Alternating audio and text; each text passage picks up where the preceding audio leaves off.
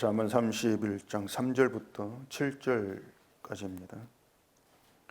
내 힘을 여자들에게 쓰지 말며 왕들을 멸망시키는 일을 행하지 말지어다. 르무엘아, 포도주를 마시는 것이 왕들에게 마땅하지 아니하고 왕들에게 마땅하지 아니하며 독주를 찾는 것이 주권자들에게 마땅하지 않도다. 술을 마시다가 법을 잊어버리고 모든 권고한 자들의 송사를 굽게 할까 두려우니라. 독주는 죽게 단 자에게, 포도주는 마음에 근심하는 자에게 줄지어다. 그는 마시고 자기의 빈궁한 것을 잊어버리겠고 다시 자기의 고통을 기억하지 아니하리라. 아멘. 기도하겠습니다. 하나님께서 이 땅에 남기신 이 말씀이 우리에게 다가왔을 때에 우리 안에서 어떠한 역사가 일어나는가를 늘 말씀으로 확인하게 하시옵시고, 이 말씀이 우리 속에서 일하고 계시며 그 일하심이 하나님 일하심으로 나타난다는 사실을 깨닫고 오직 하나님의 동행하심을 믿고 의지하는 저희가 되게 하시옵소서. 예수님 이름으로 기도합니다. 아멘. 사람들이 성경을 볼 때에 가장 실수하는 것이 개인적인 그런 의미로 이제 받아들이는 겁니다. 특히 이제 큐티를 한다는 사람들이 이제 그런 현상들이 많은데, 큐티를 하면서 이 말씀이 나에게 주시는 말씀 그러면서 나에게 적용을 하는 그런 용도로 생각을 하는 것이죠. 이게 뭔가 하면 이 성경을 개인의 의미로 대하는 그런 결과가 되어지는 것입니다. 그런데 이 성경은 개인에게 말씀하시는 것이 아닙니다.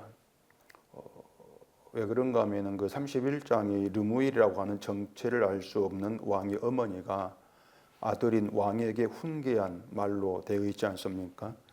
르무엘이 한 개인이긴 합니다. 개인이긴 한데 그 위치가 왕입니다. 왕은 일반 백성과는 삶이 이제 전혀 다르죠. 같은 인간이기 때문에 먹고 마시고 입고 하는 것은 같습니다. 똑같이 이제 먹어야 되고 마시고 입어야 되겠죠. 그렇지만 그 삶의 환경 자체가 완전히 달라요. 일단 왕에게는 이제 권력이 있죠. 권력이 있고 또 왕이 명령하는 군대가 있고 또 왕을 지키는 군사들이 있습니다. 왕이 명령을 하면은 이거 왕명이 되죠. 왕명은 거역할 수 없고 만약 거역하면 죽거나 추방을 당하겠죠. 근데 백성은 그렇지가 않거든요. 백성에게는 자기 군대가 없지 않습니까? 백성도 왕의 명령을 따라야 되고 그 명령을 거역하지를 못합니다. 그런 점에서 이 르무엘 왕이 한 개인이긴 하지만은 일반 백성과는 분명히 다르다고 하는 것이죠. 그런데 이러한 이 왕에게 한 그 훈계의 말을 어떻게 우리에게 적용을 하느냐고 하는 것이죠.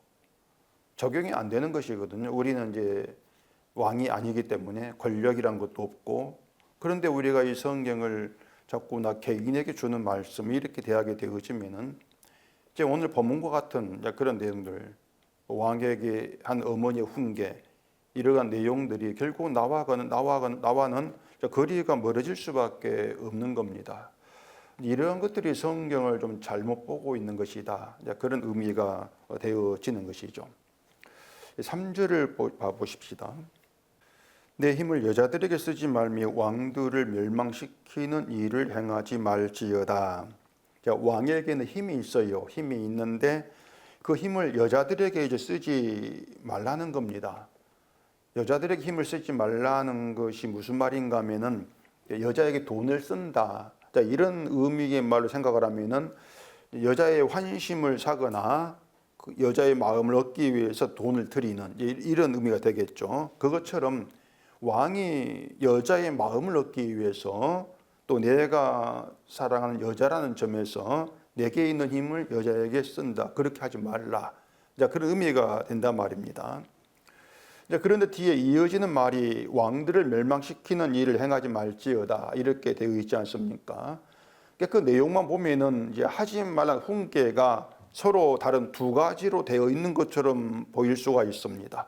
여자에게 힘을 쓰지 말라, 그 하지 말라 하나하고 왕들을 멸망시키는 일을 하지 말라, 이렇게 두 가지로 이제 하지 말라는 말을 훈계로 이게 생각될 수가 있는 것이죠. 자, 그러면은 그 왕들을 멸망시키는 일을 행하지 말라는 뜻의 해석이 좀 애매하게 될 수밖에 없어요. 왕들이라고 했으니까 다른 나라의 이제 왕을 우리가 생각할 수밖에 없지 않습니까? 네, 르무엘을 이스라엘의 왕 이렇게 본다면은 이방 나라의 왕들을 멸망시키지 말아라 이런 뜻이 또 되어진단 말이에요. 그러니까 뭐 이방 나라와 전쟁하지 말고 그들 나라를 멸망시키는 그런 일을 하지 말아라 이런 뜻으로 해석될 수가 있는데 르무엘이 뭐 이방 나라와 전쟁한다고 해가지고 모두 다 승리한다 이런 보장이 일단 없지 않습니까? 또 다윗 경우를 보면 다윗은 이방 나라와 전쟁해가지고 다 승리하고 점령을 해버렸단 말입니다. 그럼 또 그 말이 맞지가 않지 않습니까? 그리고 또 이 내용을 우리가 개인으로 보게 되어진다면은 우리가 뭐 다른 이방 나라 왕들을 뭐 가서 쳐서 점령할 그런 일도 없지 않습니까? 그렇기 때문에 결국은 그렇게 보게 되어지면은 이 성경 구절이 결국은 나와는 거리가 멀을 수밖에 없단 말이에요. 그런 점에서 이 말씀드린 것처럼 이 성경을 나에게 하시는 말씀 뭘까? 이렇게 일단은 그런 시각을 거둘 필요가 있다는 얘기예요. 3절은 일단 그런 뜻은 아닙니다. 이 공동 번역에서 이렇게 되어 있습니다. 내 기력을 여자에게 쏟지 마라. 임금도 그리되 망한다. 이렇게 되어 있고 또 새 번역에는 여자에게 너의 힘을 쓰지 말아라. 여자는 임금도 망해할 수 있으니 여자에게 너의 길을 맡기지 말아라. 이렇게 되어 있습니다. 그러니까 어떻게 연결이 한 문장으로 되어 있습니다. 하나로 연결되어 있어요.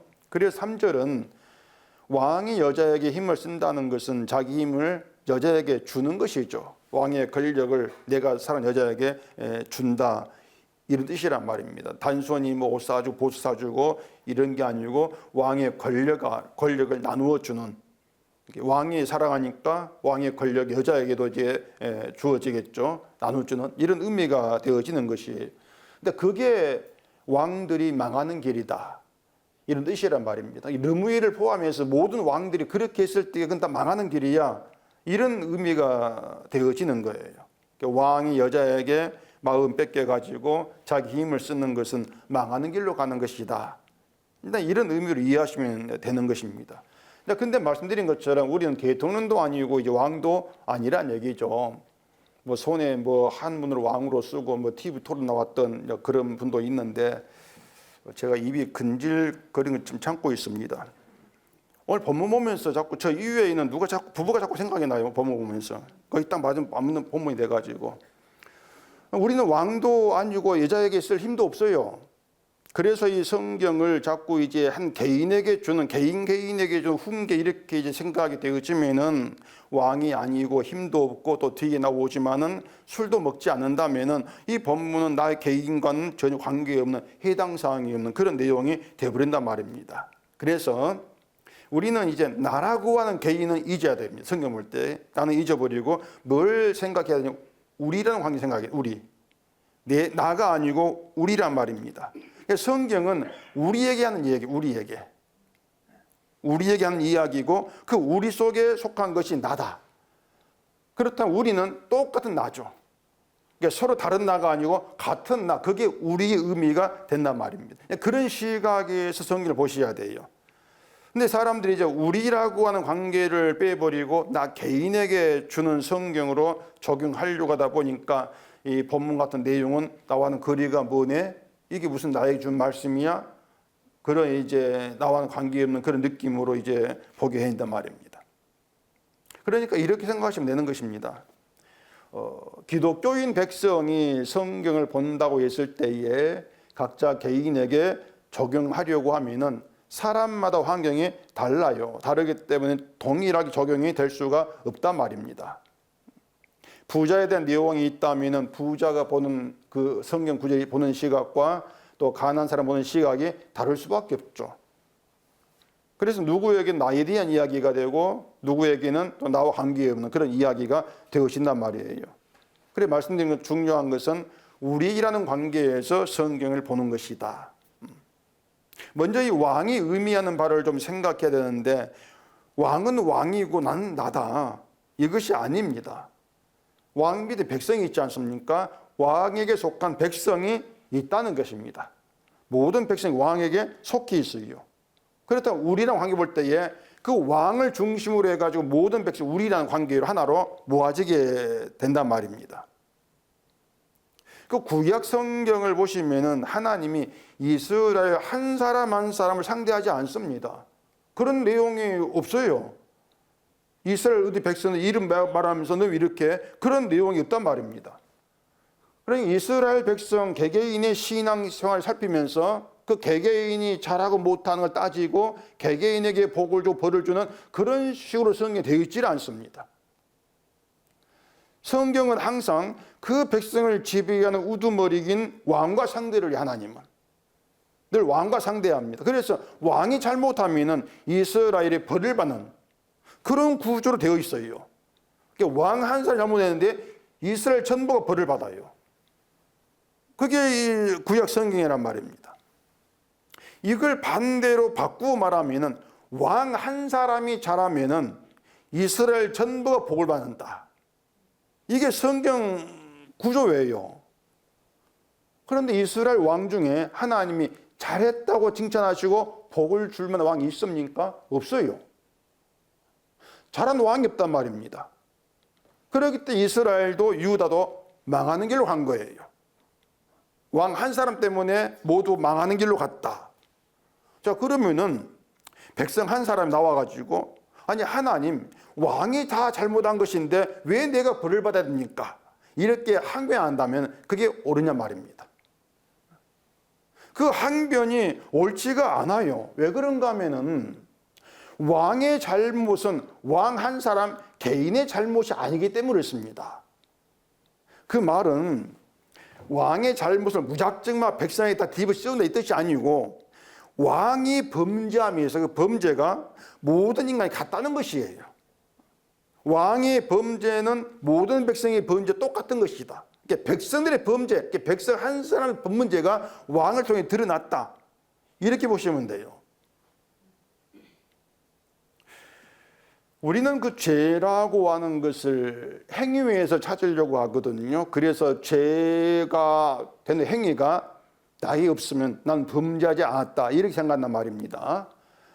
그런 것들이 뭔가 하면 나를 자꾸 의롭게 보려고 하는 죄, 이걸 생각지를 못하는 거예요. 나는 범죄하지 않은데 나를 의롭게 보려고 하는 것이죠.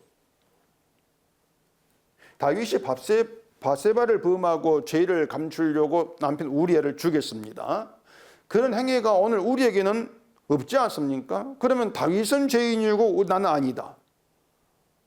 이제 그게 성경을 잘못 보는 것이란 말입니다. 바세바를 범하고 내 죄를 감추려고 우리아를 죽이는 그 다윗의 그 죄의 본성이 우리에게 들어있는 거예요. 우리의 본성이 다윗을 통해서 드러난다는 얘기입니다. 남의 여자를 왕의 힘을 이용해서 빼앗는 그 행동, 그게 아니고 인간 본심이에요. 본심을 봐야 한다는 얘기죠. 근데 힘이 있으면은 그 힘을 자기를 위해 쓰는 것입니다. 날 지키고 내 욕망을 위해 사용하는 그 본성. 그 인간의 본성이거든요. 사람이 내 죄를 가릴 힘이 있는데 그 힘을 쓰지 않고 왕으로서 자기 죄를 백성들에게 다 까발리는 그런 왕이 있냐 말입니다. 그런 왕은 없습니다. 내 죄를 까발리는 왕자 내려놔야 되겠죠. 왕책이 없다 식으로. 그렇기 때문에 왕이 자기 죄를 감출 힘이 있는데 자기를 보호하고 나를 지키려고 하는 것이지, 그렇게 힘을 쓰려고 하는 것이지, 그 힘을 나를 위해 쓰지 않는, 그건 인간의 본성이 아니라는 얘기입니다. 때문에 우리가 남의 여자를 빼앗는 행위는 없다 할지라도 다윗과 같은 인간의 본성이라는 점에서 우리 모두는 다윗의 죄에 속한다 그 말입니다. 이게 왕의 의미가 되는 거예요. 근데 이것은 구원에 있어서도 그대로 적용이 됩니다. 하나님은 구원에 있어서도 우리 개개인을 상대하지를 않습니다. 근데 한국 교회가 지금 하나님을 개개인을 상대하시고 개개인의 죄를 보시고 판단하셔서 너는 천국이고 너는 지옥이다, 너는 뭐 상 받고 너는 벌 받는다, 그렇게 자꾸 심판하신다고 가르치고 있단 말이에요. 아마 거의 모든 기독교인이 그렇게 생각할 겁니다. 하나님은 나의 행동을 보신다. 자, 그렇게 되면은요, 바울이 증거했던 중요하고 의미 있는 복음의 내용 하나가 아무것도 아닌 게 돼버려요. 그게 뭔가 하면은 주 안에서, 이 말입니다. 주 안에서. 에베소서 1장을 한번 찾아보십시다.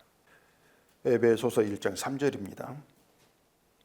찬송하리로다 하나님 곧 우리 주 예수 그리스도의 아버지께서 그리스도 안에서 하늘에 속한 모든 신령한 복을 우리에게 주시되, 이렇게 얘기하고 뒤에 4절에 창세 전에 이런 말이 나옵니다.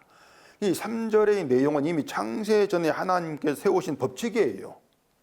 복을 준다는 하나의 규칙이라고 하는 것입니다. 근데 그게 뭔가 하면은 예수 안에서 하늘의 신령한 복을 우리에게 주신다. 예수 안에서. 이것이 뭔가 하면은 우리라는 이 무리가, 거의 우리에게 주신다. 우리가 나오지 않습니까? 그 무리가 존재하기 전에 이미 하나님이 예정하시고 확정한 뜻이란 말입니다. 인간이 이 땅에 존재하기 전에 하나님은 이미 예수 안에서 신령한 복을 우리에게 주신다, 이렇게 예정했고 확정했다고 하는 것이에요. 그리고 우리 개개인이 세상에 태어나서 존재하고 또 살아갈 행함이 있기 전에 이미 신령한 복을 받을 자로 예정된, 이게 성도란 말입니다. 예정돼 버렸어요. 성도로 택하실 때에도 행함이란 게 없습니다. 이미 창세 존재하기 전이기 때문에 행함이 없이 이미 복을 줄 자로 택해버린 것이에요. 그럼 아니 어떻게 그럴 수가 있습니까? 그 답이 예수 안에서, 이 말이란 말입니다. 예수 안에서. 이게 뭔가 하면은 나 한 사람이 어떻게 행하고 살아가든 하나님은 그것을 가지고 우리를 심판하지 않으신다는 겁니다. 우리 행함을 따져서 심판하지 않으세요. 그 지난주 설교 본문에서 하나님이 내 눈과 마음이 항상 여기에 있다, 이렇게 하셨는데 그 여기가 어디라겠습니까? 하나님이 택한 성전이라겠지 않습니까? 근데 그 성전은 이스라엘이 자기 복을 구하기 위해 찾는 성전이 아니에요. 그건 가짜 성전이에요. 하나님은 그런 성전 택하신 것이 아니라겠습니다. 그게 뭔가 하면은 인간이 하나님께 무엇을 가지고 나오든 무엇을 행하든 거기에는 하나님의 눈과 마음이 없다는 것입니다. 이것만 가지고도 교회가 이 사람들에게 어떤 잘못을 하고 있는 게 다 드러나지 않습니까? 우리가 뭔가를 가지고 나오면 하나님 그걸 보신다, 이런 내용이 성경에 없단 말이에요. 하나님이 택한 성전은 친히 자기의 몸을 제물로 삼아서 하나님께 제사한 예수 그리스도입니다. 그게 예수님의 성전이에요. 따라서 하나님의 눈과 마음을 예수님이 피 흘린 십자가에 둔다는 뜻이고, 십자가 뜻이고, 우리의 행함이 아니라 예수님의 행함으로 우리가 구원받는다. 이게 성경의 구원 내용이란 말이에요. 사람들은 이래요. 아니 어떻게 내 행함이 없이, 내 행함이 없이 예수님의 행함만으로 구원이 되는가? 이걸 자꾸 미심쩍어 한단 말입니다. 미심쩍은 정도가 안 믿으려고 그래요. 이해를 못하는 것이죠.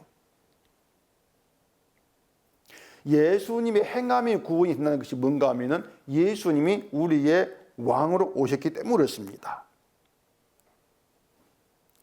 이 얘기를 시간이 자꾸 길어지려고 하는데, 여러분 이걸 좀 알고 계셔야 될 그런 내용이기 때문에 이거 말씀을 좀 드려야 되는데, 말씀드린 것처럼 하나님은 우리 개개인을 상대하지를 않으셔요.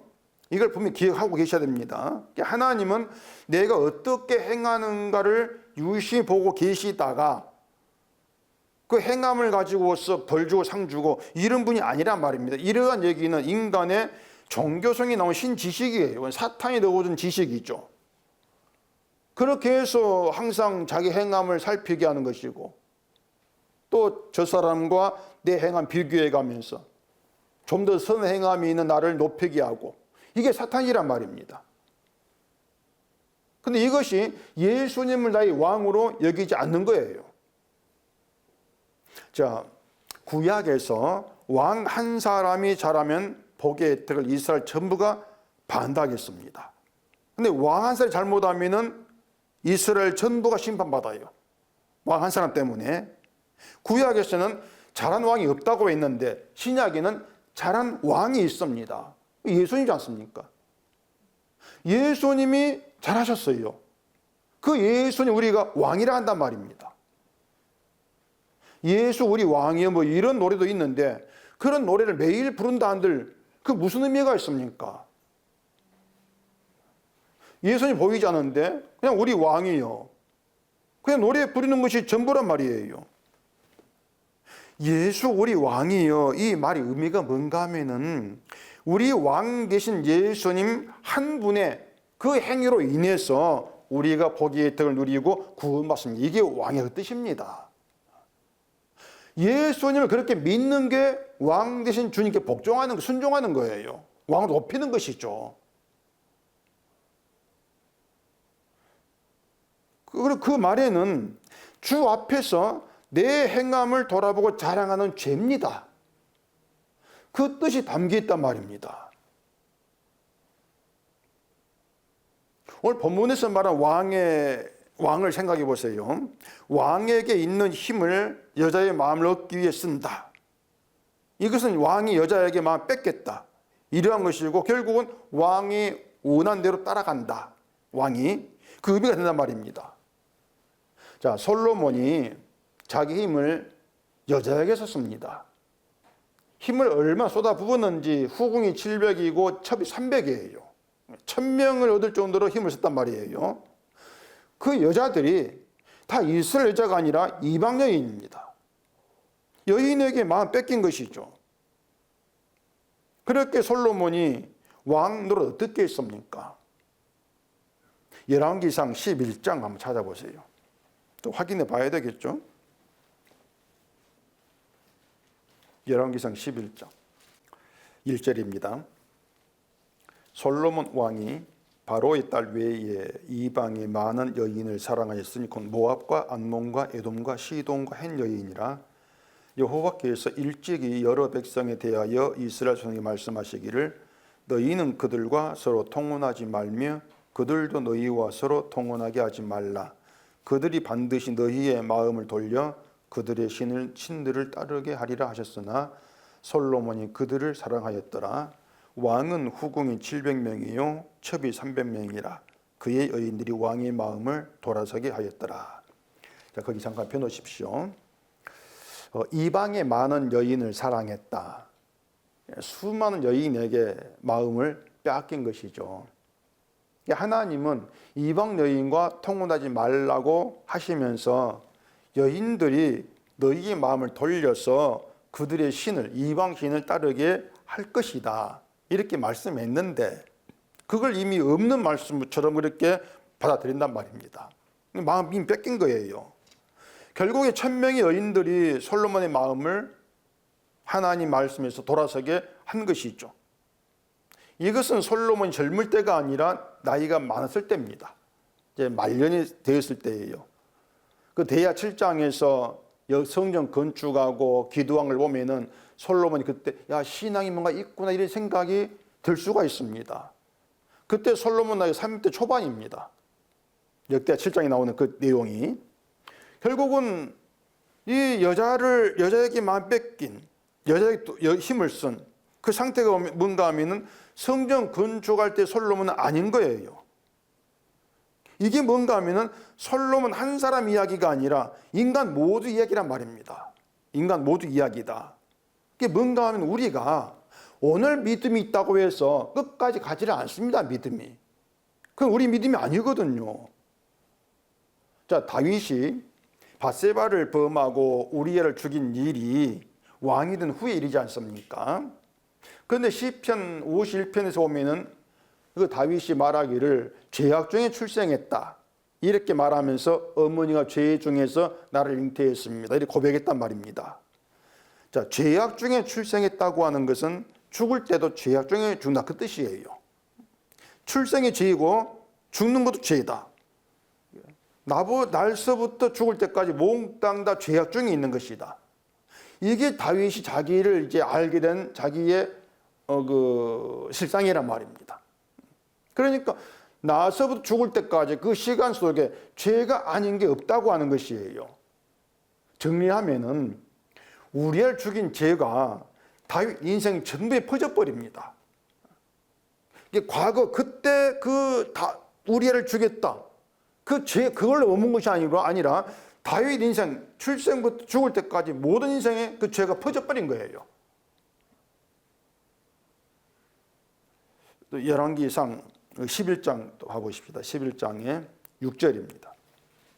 솔로몬이 여호와의 눈앞에서 악을 행하여 그의 아버지 다윗이 여호와를 온전히 따름같이 따르지 아니하고 모압에 가증한 그모스를 위하여 예루살렘 앞 산에 산당을 지었고 또 암몬 자손에 가증한 몰록을 위하여 그와 같이 하였으며 그가 또 그의 이방 여인들을 위하여 다 그와 같이 한지라 그들이 자기의 신들에게 분향하며 제사였더라. 자, 여기 보면 이제 솔로몬이 행한 악이 나오죠. 악이 있고 다음에 다윗이 여호와를 온전히 따른 의로움이 있습니다. 자, 우리는 솔로몬이 행한 악을 산당 지었고 우상 섬긴 것 이렇게 생각하지 않습니까? 성경에서 그렇게 말하니까 뭐 그렇게 아는 게 당연하겠죠. 그러면은 제가 전에 앞에서 말씀드린 것처럼 솔로몬은 솔로몬이고 나는 나다. 왕은 왕이고 나는 나다. 이런 시각으로 솔로몬의 악을 우리가 보게 되어지면은 어떻게 되겠습니까? 나는 솔로몬의 악을 행하지 않은 게 돼버린단 말입니다.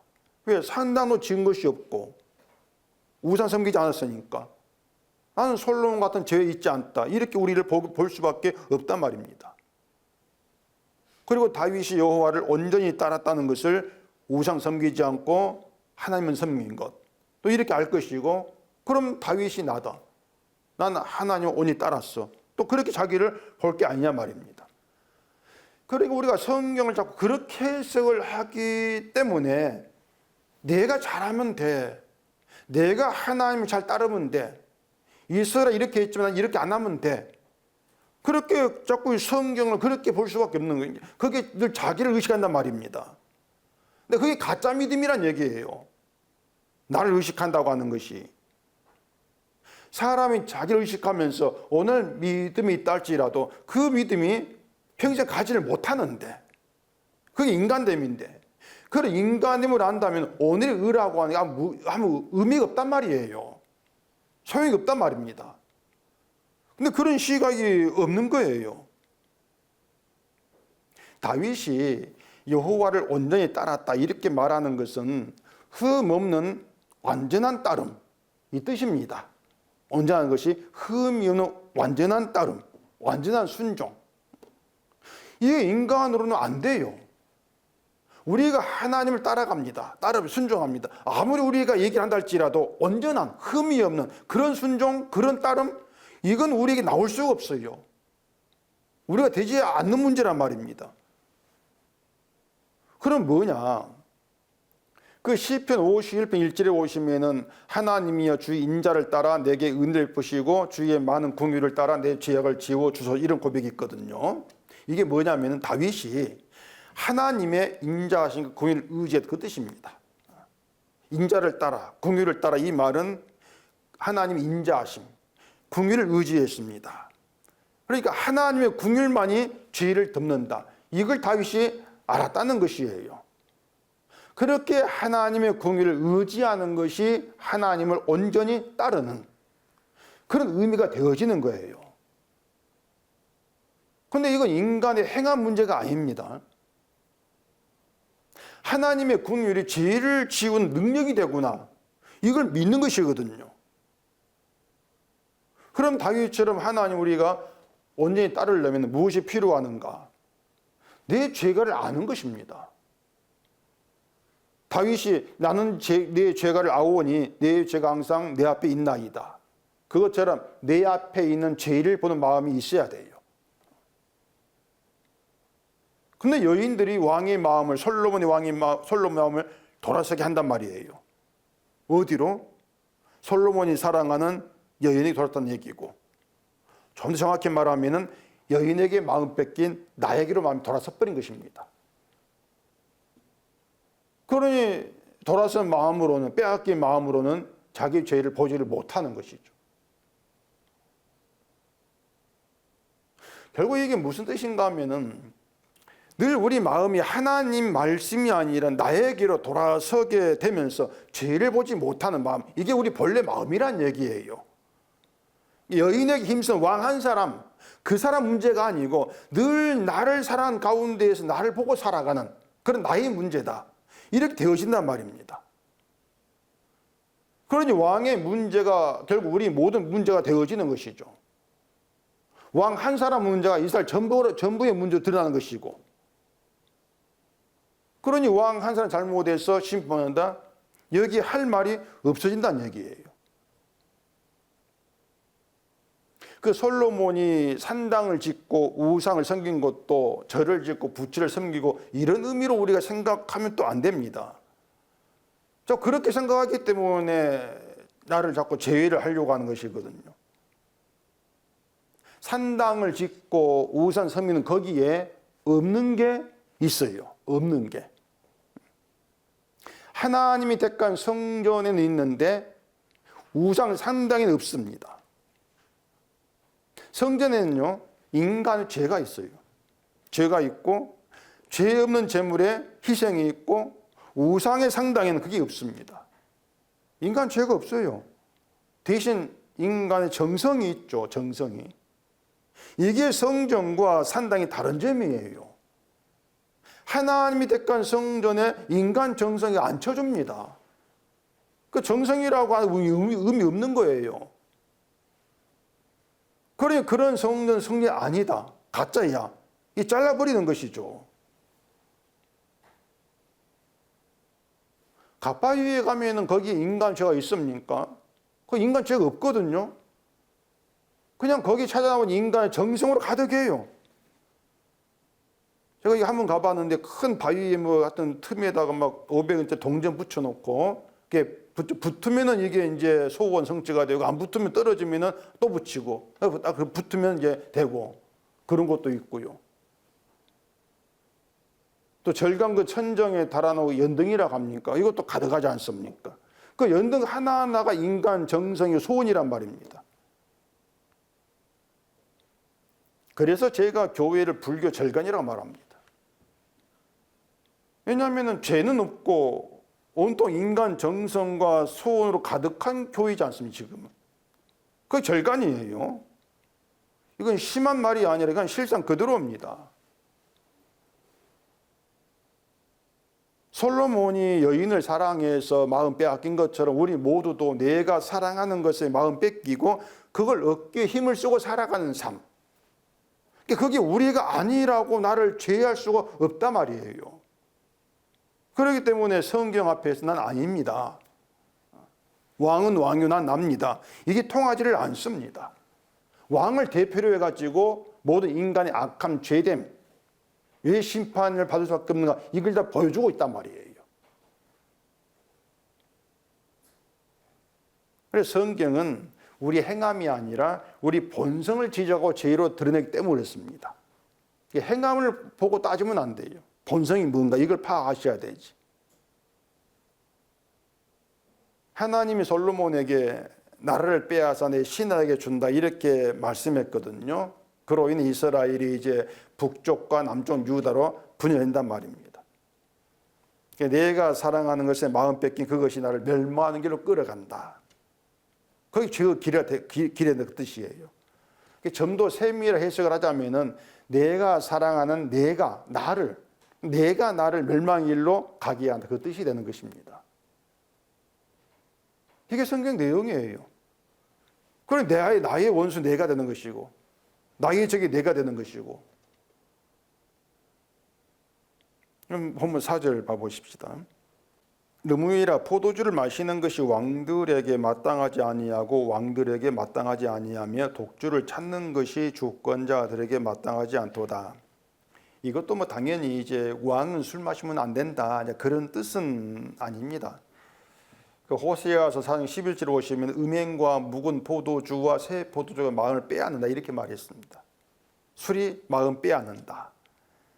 그 마음 빼앗긴 것을 4절에서 얘기하고 있는 거예요. 술을 마시다가 5절에서 술을 마시다가 법을 잊어버리고 모든 공고한 자들의 송사를 굳게 하고 두렵다 이렇게 말하거든요. 술을 마시다가 법을 잊어버리고 법을 잊어버린 것이 그 술을 마심으로 마음 빼앗긴 것 이렇게 나타난 현상이란 말입니다. 하나님 말씀 법을 잊어버렸다. 이게 마음 빼앗긴 것 이렇게 얘기되어지는 것이죠. 술 마시다가 법을 잊어버리고 이것도 자꾸 또 한 사람 생각나는데 자꾸 그 생각이 나가 설교를 방해를 해요. 그 잠언 20장 1절을 한번 찾아보십시오. 20장 1절입니다. 포도주는 거만하게 하는 것이요 독주는 떠들게 하는 것이라 이에 미혹되는 자마다 지혜가 없느니라.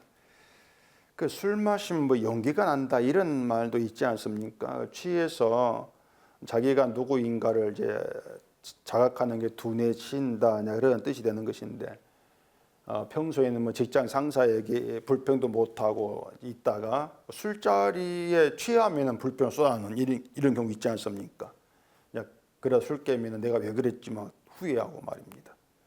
지혜가 있다는 게 뭔가 하면은 자기를 자각하는 것입니다. 인간됨을 자각하는 이게 지혜가 있다는 것이에요. 지혜로 인해서 자기 죄인됨을 자각하고 모든 인간도 죄인으로 보게 되는 것이죠. 나만 죄인이 아니고 모든 인간 죄인으로 본단 말입니다. 이게 하나님 법이에요. 근데 법을 잊어버리면은 모든 사람을 죄인으로 보는 공의가 사라지고 나도 죄인이 아닌 게 돼버리고 결국은 그 사람이 가진 힘을 가지고 사람을 차별하는 이런 시각이 돼버릴 수가 없죠. 그로 인해 송사가 굽어진단 말입니다. 이게 무슨 말이냐면 왕이 법을 잊어버리면 그 피해가 백성들의 차별이라는 것으로 가게 돼 있다는 얘기예요. 왕이 사람을 차별하는 것이죠. 근데 이게 세상 왕이고 주권자라 그 뜻입니다. 모든 왕, 주권자라고 하는 것들이 그 세상을 바라볼 때에 자꾸 누구 힘 가진 자, 나에게 도움되는 자, 그런 시각으로 본다는 얘기예요. 근데 그런 왕의 시각이 인간에게 없는가? 모든 인간이 그런 시각으로 바라보게 되어지는 것이죠. 차별이 있을 수밖에 없다는 얘기예요. 이게 법을 잊어버린 그런 상태란 얘기입니다. 그렇기 때문에 우리가 술을 마셨다 안 마셨다 이게 중요한 것이 아니고요. 나를 죄인으로 바라보는 그 법을 잊어버린 상태라면 그게 술 마신 거예요. 그것이 꼭 술 마셔가 취하지 않는다 할지라도 그게 마음을 빼앗긴 것이고 법을 잊어버린 것이고 술 마신 것 이게 성경 이야기 된단 말입니다. 그렇기 때문에 난 술 안 마시는데 술 안 마시는데 좋아하지 않는데 이렇게 자기를 볼 문제가 아닌 거예요. 그래서 개개인으로 성경 보면은 안 된다는 그런 말씀 드리는 것이에요. 그런 점에서 죽는 순간까지 인간은요, 그가 누구든지 간에 심판을 받아야 될 아무것도 아닌 인생입니다. 모든 인간 그렇게 통일되는 거예요. 그게 우리예요. 그게 우리. 그런 인생이 예수님의 피로 인해서 용서의 길을 가게 된 거란 얘기죠. 그래서 지혜 있는 성도는 나에게 복되고 귀한 것은 죄를 사하시는 주의 능력이 용서입니다. 이런 고백이 나와지는 거예요. 이것이 마음 뺏기지 않는 것이죠. 정말 귀한 게 뭔가를 제대로 볼 수 있는 것. 예수님의 그 피가 내 귀합니다. 이게 제대로 된 마음이란 얘기입니다. 왜냐 성령이 와서 역사한 그 마음이니까. 그게 성도의 마음이다. 이걸 얘기하죠. 그래서 믿음은 우리의 마음이 예수님 피에 있게 합니다. 그게 믿음이에요. 나에게 마음 둔다는 얘기는 마음 빼앗겠다. 그렇게 보시면 되는 것이죠. 내가 나에게 마음 두는 거, 그게 마음 빼앗긴 거예요. 그런지 보면은 인간이 다 마음 빼앗긴 자로 살아간다는 얘기입니다. 근데 난 마음 빼앗기지 않을래, 지킬래, 이게 되냐는 얘기예요. 내가 날 부인 못하는데, 늘 나는 나를 위해 살아가는데 어떻게 내 마음이 예수로 향하게 만들고 그 마음을 내 지키고 살겠습니다, 이렇게 나오냐는 얘기예요. 그렇게 안 되죠. 우리 그냥 마음 빼앗긴 자로 살아갈 뿐이란 말입니다. 그 고백이 나와줘야 돼요. 또 6절 봐볼까요? 독주는 죽게 된 자에게, 포도주는 마음이 근심하는 자에게 줄지어다. 그는 마시고 자기의 빈궁한 것을 잊어버리겠고 다시 자기의 고통을 기억하지 아니하리라. 죽게 된 것이나 마음을 근심한다, 같은 말입니다. 내가 죽게 될 정도로 막 어떤 힘든 일이 있고 마음에 근심이 있다, 그런 의미가 되는 것이거든요. 사람들은 내 근심을 잊어버리고 싶어 한단 말이에요. 좀 근심 잊어버리고 싶다. 근심 잊어버리려고 술을 찾기도 하죠. 그러니까 술을 마시지 않는 사람이랄지라도 근심 잊어버리고 싶어 합니다. 근심에서 떠나고 싶어 하죠. 왜냐하면 사람은 누구나 다 같이 내 마음 평안한 거, 그걸 원하고 있단 말이에요. 내가 또 빈궁하다, 내 고통들 다 잊어버리고 평안하게 살고 싶어 하는 겁니다. 그래서 술을 찾고 또 종교나 교회 그걸 찾아요. 교회를 가가지고 하나님 믿으면 근심을 잃고 평안해질까, 그런 생각들을 가지고 나오기도 한단 말입니다. 교회 전도지에도 뭐 그런 문구가 들어가지 않습니까? 나의 평안을 너에게 주노라, 이런 문구들. 교회는 평안해집니다, 이렇게 부른단 말이에요. 이게 뭔가 하면은 예수님의 고난에 애초에 마음이 없다는 겁니다. 오직 내 관심이죠. 주의 고난보다도 내 평안, 이게 관심이란 얘기예요. 우리가 인간이 그렇게 나 때문에, 날 위해서 예수를 찾는 족속이야. 하나님을 찾아도 날 위해 찾는 것이야, 이런 족속이야. 그걸 말하는 것이거든요. 지금도 우리는 마찬가지입니다. 우리가 예수를 말하고 십자가 말하지만 지금도 우리는 십자가보다 사실 내 평안이 더 좋아요. 그렇지 않습니까? 십자가지만은 내가 근심으로 가져갔을 때는 그 십자가보다도 내가 평안해지면 좋겠다, 이게 우리 본심이란 말이에요. 정말 예수님 믿으면 그 믿음이 나를 죽고 싶을 정도로 힘든 내 고통, 내 근심 다 잊게 좀 좋겠다, 그런 심정이 있을 때 여러분 없습니까? 우리가 살아가면서 좀 평안해지고 싶은 그런 마음이 없다면 그게 거짓말이겠죠. 평소에는 그냥 그저 교회를 다니다가 힘든 일이 생기면은 근심이 사라지게 해달라, 해결해달라, 이렇게 나오지 않습니까? 그게 뭔가 하면요, 우리는 끝까지 내위주입니다. 근데 그걸 우리 실감하셔야 돼요. 나는 늘 내위주다. 십자가를 말하지만 나는 십자가 위주가 아니고 예수님 위주도 아니고 내 위주로 살아간다. 늘 내가 사랑하는 것, 나에게 좋은 것, 나를 위해 힘을 쓰고 살아간다, 이게 나야. 그런 인간됨을 구약에서 이스라엘 대표적으로 할 수 있는 왕에 대한 훈계로 보이고 있단 말이에요. 세상에서의 고통, 근심을 잊어버리기 위해서 하나님 찾는 건 이 가짜 성전이다, 이게 마음 빼앗긴 것이야. 그렇게 얘기하고 살아가죠. 그러니 우리가 교회를 찾아 나올 때에 나 위주는 교회를 찾아, 이걸 우리가 실감한다면 나는 그렇게 마음 빼앗긴 자로 죽게 나오는 자일 수밖에 없다. 죽게 나오는 거짓말이죠. 결국에는 마음 빼앗긴 자인데, 우리가 내가 내 힘으로 내 마음으로 죽게 찾아 나올 수가 없는 거예요. 못 나와요. 믿음도 마찬가지고. 자꾸 마음 빼앗긴 건, 내 힘을 자꾸 날 위해 쓰고 있고, 내가 좋아하는 것에 마음을 쓰고 있고, 그런 인간 상태를 우리가 생각하지 않기 때문에 교회를 나오면 나 주를 따르고 있고 주를 믿고 있고 이런 착각을 하게 될 수밖에 없단 말입니다.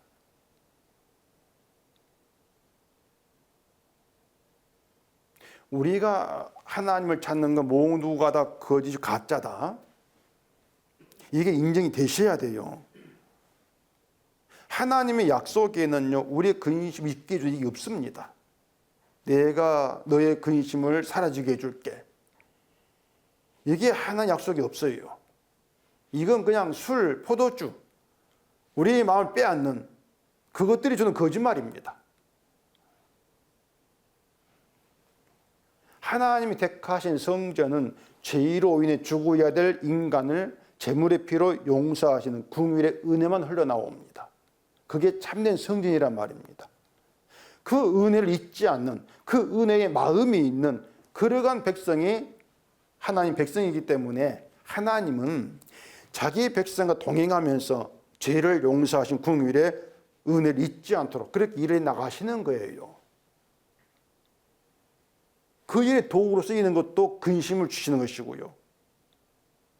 근심거리를 줘서 결국 내가 내 위주로 주를 믿고 있었구나, 이걸 알게 하신단 말입니다. 그러니까 근심을 해결해 있게 주는 것이 아니라 근심을 잊고 싶어하는 그런 나에게서 주님의 고난보다 내가 중요한 자로 내가 살고 있구나, 그런 나를 보게 하시는 것이죠. 하나님 근심 안 줘도 난 다 압니다. 뭘 압니까? 알기는요.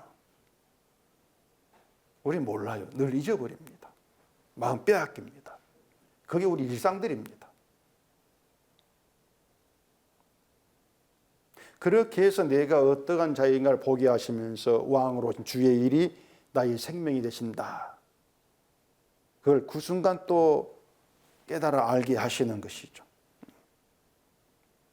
힘을 여자들에게 쓰고 포도주를 마시고 술 마시다가 법을 잊어버리고, 이 모든 것이 결국은 내 육신을 위해 살아가는 우리 인간됨입니다.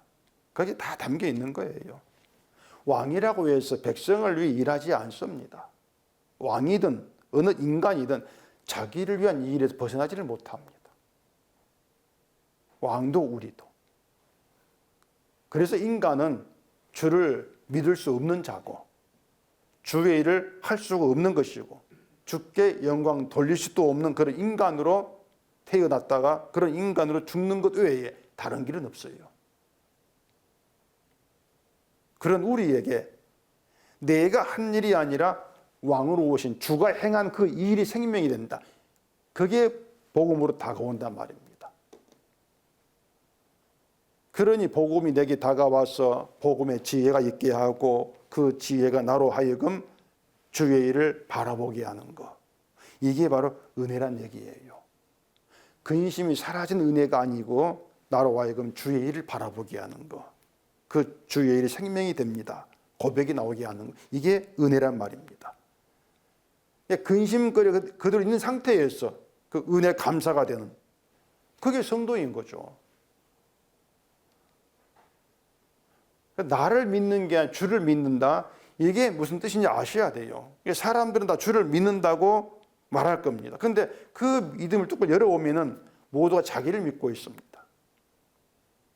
가짜 믿음이죠. 자기 일을 돌아보는 것, 자기를 믿고 있는 것이다, 이걸 모르고 있는 것이에요.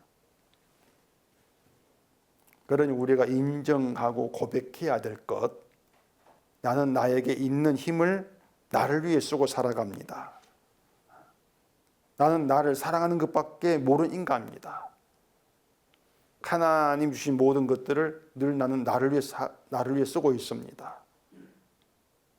그것도 부족해서 더 달라고 하는 게 우리입니다. 납니다. 그 인간됨으로 하나 모아지는 게 우리예요. 본문에서 이렇게 하지 마라 하는 그 우리, 그 우리 속에 들어있죠. 근데 그 우리 속에 주 안에서 우리라는 게 따로 하나님께서 만들어내십니다. 그 주 안에서 우리라고 하는 것은 행한 것 없이 주의 일로 인해서 복을 받은 자, 하늘의 신령한 복을 받는 자, 그런 우리예요. 그런 성도됨이 그 얼마나 좋은 것인가를 잘 모르죠, 사람들은. 자꾸 내가 한 일이 뭔가 복이 된다, 그 시각이기 때문에 오히려 내가 한 일 때는 근심거리가 생길 수밖에 없는 거예요. 이것밖에 안 되는데 그런 근심거리. 근데 우리가 주의 일을 알게 되어지면은 그 안에서 근심은 사라집니다. 그러니까 이 땅의 일로 인한 근심이 아니고 내가 주의 일을 하지 못하면 어떻게 되지? 그런 근심들. 이게 주 안에서 없는 거예요. 주를 위해 살겠습니다. 이게 근심이 되게 합니다. 그래서 출생 자체가 죄입니다. 그런 죄의 고백에서 주가 하신 일을 믿게 되어지고 그 믿음이 평안이 되어지는 삶. 이게 하나님께서 우리가 동행하시면서 인도하시는 그 복된 삶이라는 것을 늘 아시고 내가 다윗의 행함 같이 죄에 출생한 자로 고백이 되어지는 것. 그걸 은혜로 좀 아시고 그 은혜 가운데에서 주의 일이 여러분의 평안이 되어지기를 바랍니다. 기도하겠습니다. 우리 아버지 하나님, 나의 일을 가지고 뭔가 이루겠다고 하는 것이 어리석은 것이고 마음 빼앗긴 자의 모습이란 사실을 알게 하시옵기를 바랍니다. 주 안에서 주의 일로 인해서 왕 되신 주님의 그 일로 인해서 우리는 행한 것 없이 복을 받는다. 이 복음의 평안과 은혜를 누리고 살아가는 저희가 되게 해주시옵소서. 예수님 이름으로 기도합니다. 아멘.